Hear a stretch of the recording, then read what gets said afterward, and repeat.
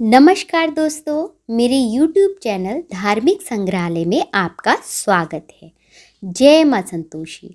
यदि आप भी माँ संतोषी पर विश्वास रखते हैं तो कमेंट बॉक्स में जय माँ संतोषी ज़रूर लिखिएगा। शुक्रवार के दिन माँ संतोषी का पूजन व व्रत होता है। इस पूजा के दौरान माता की आरती, पूजन तथा अंत में माता की कथा सुनी जाती है। आइए जाने शुक्रवार के दिन कही जाने वाली संतोषी माता की व्रत कथा। एक बुढ़िया थी, उसके 7 बेटे थे। 6 कमाने वाले थे जबकि एक निकम्मा था। बुढ़िया 6 बेटों की रसोई बनाती, भोजन कराती और उनसे जो कुछ झूठन बचती वह 7वें को दे देती थी। एक दिन वह पत्नी से बोला, देखो मेरी माँ को मुझ पर कितना प्रेम है। वह बोली, क्यों नहीं, सबका झूठा तो तुमको खिलाती हैं। वह बोला, ऐसा नहीं हो सकता, मैं जब तक आंखों से ना देख लूं मैं मान नहीं सकता। बहू हंसकर बोली, देख लोगे तब मानोगे। कुछ दिन बाद त्योहार आया। घर में 7 प्रकार के भोजन और चूरमे के लड्डू बने। वह जांचने को सिर दुखने का बहाना कर पतला वस्त्र सिर पर ओढ़े रसोई घर में सो गया। वह कपड़े में से सब देखता रहा। 6 भाई भोजन करने आए। उसने देखा माँ ने उनके लिए सुंदर आसन बिछाया, नाना प्रकार की रसोई परोसी और आग्रह करके उन्हें जमाया। वह देखता रहा। 6 भोजन करके उठे तब माँ ने उनकी झूठी थालियों में से लड्डुओं के टुकड़े उठाकर लड्डू बनाया। झूठन साफ कर बुढ़िया माँ ने उसे पुकारा, बेटा 6 भाई भोजन कर चुके हैं, तू भी आजा, उठ, तू कब खाएगा। वह कहने लगा, माँ मुझे भोजन नहीं करना, मैं अब परदेश जा रहा हूँ। माँ ने कहा, कल जाता हो तो आज चला जा। वह बोला, हाँ आज ही जा रहा हूँ। यह कहकर वह घर से निकल गया। वह अपनी पत्नी से बोला, मेरे पास तो कुछ नहीं, ये अंगूठी है, सो ले और अपनी कुछ निशानी मुझे दे। वह बोली, मेरे पास है ये गोबर भरा हाथ। यह कहकर उसकी पत्नी ने उसकी पीठ पर गोबर के हाथ से थाप मार दी। वह चल दिया। चलते चलते दूर देश पहुंचा। वहाँ एक साहूकार की दुकान थी। वहाँ जाकर कहने लगा, भाई मुझे नौकरी पर रख लो। साहूकार को जरूरत थी, बोला, रह जा। लड़के ने पूछा, तनख्वाह क्या दोगे। साहूकार ने कहा, काम देखकर दाम मिलेंगे। साहूकार की नौकरी मिली। वह सुबह 7 बजे से 10 बजे तक नौकरी करने लगा। कुछ दिनों में दुकान का सारा लेन देन, हिसाब किताब, ग्राहकों को माल बेचना, सारा काम करने लगा। साहूकार के 7-8 नौकर थे। वे सब चक्कर खाने लगे, ये तो बहुत होशियार बन गया है। सेठ ने भी काम देखा और 3 महीने में ही उसे आधे मुनाफे का इस हिस्सेदार बना दिया। वह कुछ वर्ष में ही नामी सेठ बन गया और उसकी पत्नी पति की अनुपस्थिति में सास का अत्याचार सहने लगी। इधर उसकी पत्नी को सास ससुर दुख देने लगे। सारी गृहस्थी का काम करा के उसे लकड़ी लेने जंगल भेजते थे। इस बीच घर में आटे से जो भूसी निकलती उसकी रोटी बनाकर रख दी जाती और टूटे नारियल की नारेली में पानी। एक दिन वह लकड़ी लेने जा रही थी। रास्ते में बहुत सी स्त्रियां संतोषी माता का व्रत करती दिखाई दी। वे वहां खड़ी होकर कथा सुनने लगी और पूछा, बहनों तुम किस देवता का व्रत कर रही हो, उसके करने से क्या फल मिलता है। यदि तुम इस व्रत का विधान मुझे समझा दोगी तो आपका बड़ा एहसान होगा। तब उनमें से एक स्त्री बोली, सुनो, ये संतोषी माता की व्रत कथा है। इसके करने से निर्धनता, दरिद्रता का नाश होता है और जो कुछ मन में कामना हो सब संतोषी माता की कृपा से पूर्ण होती है। तब उसने उस व्रत की विधि पूछी। वह भक्तनी स्त्री बोली, 1.25 आने का गुड़ चना लेना, इच्छा हो तो 5.25 आने का लेना या 1.25 रुपये का ही सहूलियत के अनुसार ले लेना। बिना परेशानी और श्रद्धा व प्रेम से जितना भी बन पड़े सवाया लेना। प्रत्येक शुक्रवार को निराहार रहकर कथा सुनना। इसके बीच क्रम टूटे नहीं, लगातार नियम पालन करना। सुनने वाला कोई ना हो तो घी का दीपक जलाकर उसके आगे या जल के पात्र को सामने कर कथा कहना। जब कार्य सिद्ध ना हो नियम का पालन करना और कार्य सिद्ध हो जाने पर व्रत का उद्यापन जरूर करना। 3 मास में माता का फल तुम्हें अवश्य मिलेगा। यदि किसी के ग्रह खोटे भी हों तो भी माता वर्ष भर में कार्य सिद्ध करती हैं। फल सिद्ध होने पर उद्यापन करना ज़रूरी है। उद्यापन में 2.5 सेर आटे का खाजा तथा इसी परिमाण में खीर तथा चने का साग करना चाहिए। 8 लड़कों को भोजन कराना। जहाँ तक मिले देवर जेठ भाई बंधु के हो, ना मिले तो रिश्तेदारों और पास पड़ोसियों के लड़कों को बुला लेना, उन्हें भोजन करा, यथाशक्ति दक्षिणा दे माता के नियम को पूरा करना। उस दिन घर में खटाई न खाना। ये सुन बुढ़िया के लड़के की बहू चल दी। रास्ते में लकड़ी के बोझ को बेच दिया और उन पैसों से गुड़ चना ले माता के व्रत की तैयारी कर आगे चली और सामने मंदिर देखकर पूछने लगी, ये मंदिर किसका है? सब कहने लगे, संतोषी माता का मंदिर है। ये सुनकर माता के मंदिर में जाकर चरणों में लौटने लगी, दीन हो विनती करने लगी, माँ मैं निपट अज्ञानी हूँ, व्रत के कुछ भी नियम नहीं जानती हूँ, मैं दुखी हूँ। हे माता जगत जननी, मेरा दुख दूर करिए, मैं आपकी शरण में आई हूँ। माता को दया आ गई। एक शुक्रवार बीता कि दूसरे को उसका पति का पत्र आ गया और तीसरे शुक्रवार को उसको भेजा हुआ पैसा उसके पास आ गया। ये देख जेठ जेठानी मुँह सिकोड़ने लगे, लड़के ताने देने लगे, काकी के पास पत्र आने लगे, रुपया आने लगा। अब तो काकी की खातिर बढ़ेगी। बेचारी सरलता से कहती, भैया कागज आवे रुपया आवे हम सब के लिए अच्छा है।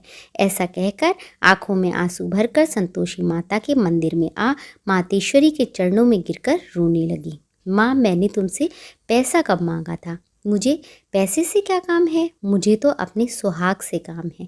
मैं तो अपने स्वामी के दर्शन मांगती हूँ।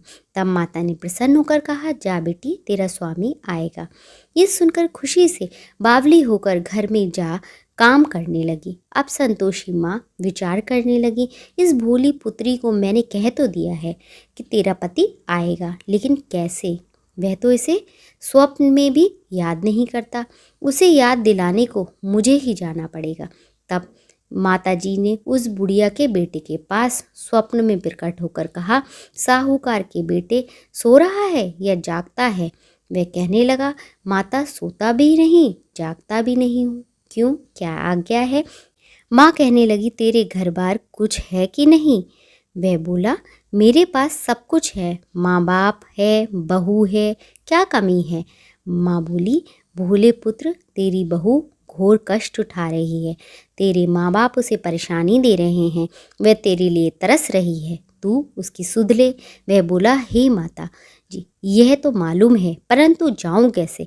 परदेश की बात है, लेन देन की कोई हिसाब नहीं, जाने का कोई रास्ता नहीं है, तो कैसे चला जाऊं? माँ कहने लगी, मेरी बात मान, सवेरे नहा धोकर संतोषी माता का नाम ले, घी का दीपक जलाकर दंडवत कर दुकान पर बैठ जा। देखते सारा लेन देन चुक जाएगा, जमा का माल बिक जाएगा, साज होते होते धन की भारी ढेर लग जाएगी। अब बुढ़िया की बात मानकर वह नहा धोकर संतोषी माता का दंडवत घी का दीपक जला दुकान पर जा बैठा। थोड़ी देर में देने वाला रुपया लाने लगा, लेने वाला हिसाब लेने लगा। कोठे में भरे सामान की खरीदारी नगद दाम दे सौदा करने लगे। शाम तक धन की भारी ढेर लग गया।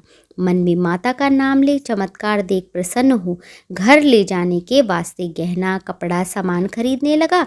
यहाँ काम से निपट तुरंत घर को रवाना हो गया।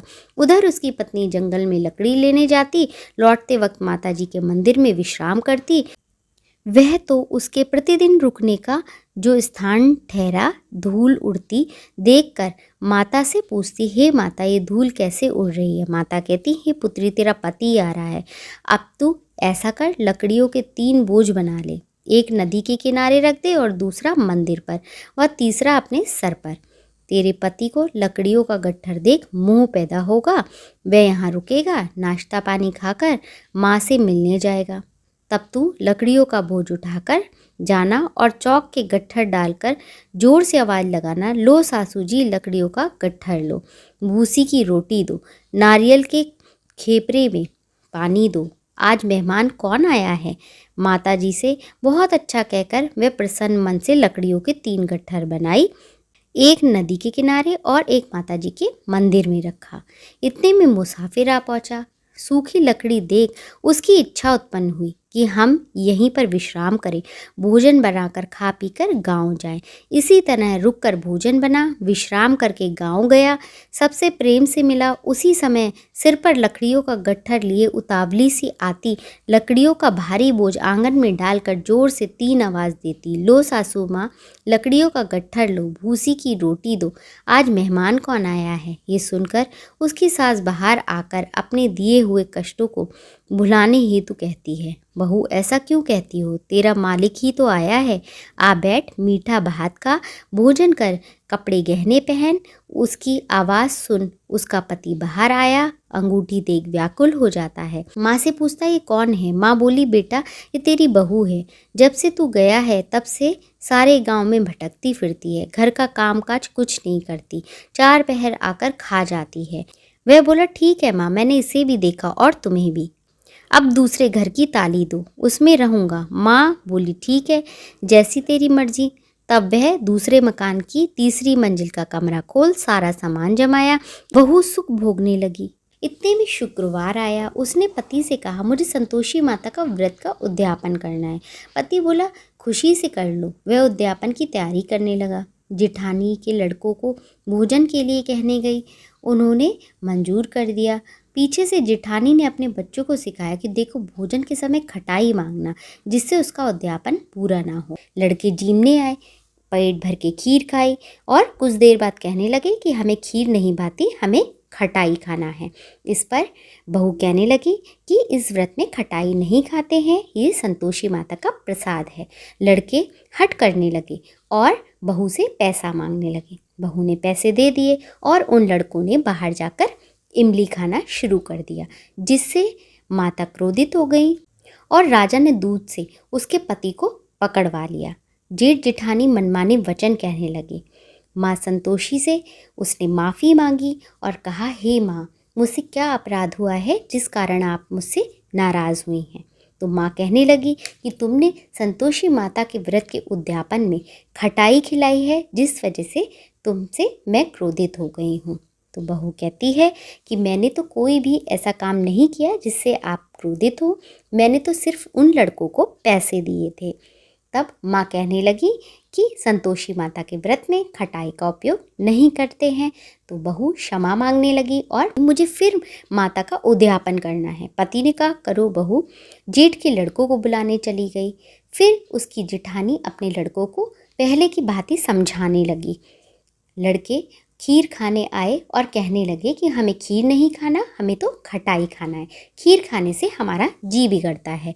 तो बहू बोली, नहीं, इस व्रत में मैं तुम्हें खटाई नहीं खिला सकती, अगर तुम्हें नहीं खाना है तो नहीं खाओ। फिर वो ब्राह्मण के लड़कों को बुला लाती है और उन्हें प्रसाद देती है और एक एक फल देती है, जिससे उसका उद्यापन पूरा हो जाता है और संतोषी माता प्रसन्न हो जाती हैं। माता की कृपा होते ही 9वें मास से उसके चंद्रमा के समान पुत्र पैदा होता है।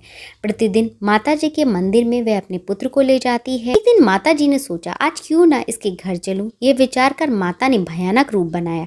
गुड़ चने से सना मुख, ऊपर सूंड के समान होठ, उस पर मक्खियां भिन भिन कर रहीं। दहली पर पैर रखते ही उसकी सास चिल्लाई, देखो कोई चुड़ैल आई है, हम सबको खा जाएगी। और लोग इधर उधर भागने लगे। बहू रोशनदान से देख रही थी। प्रसन्नता से पगली चिल्लाने लगी, आज मेरे घर माता आई हैं। और बच्चे को उस समय दूध पिला रही थी। उस बच्चे को एक तरफ पटका और आ गई। तब सास बोली, बच्चे को पटक कर इसके चुड़ैल के लिए आई है तू। तब वह बहू कहने लगी, ये तो माँ है, आज माँ मेरे घर आई है। कि सबने माता जी के चरण पकड़ लिए और विनती करने लगे, हे माता, हम मूर्ख हैं, अज्ञानी हैं, आपको नहीं पहचान सके, हमसे बहुत बड़ा अपराध हुआ है, जग माता आप हमारा अपराध क्षमा करो। इस प्रकार माता प्रसन्न हुई। बहू को प्रसन्न हो जैसा फल दिया वैसा माता सबको दें। जय माँ संतोषी।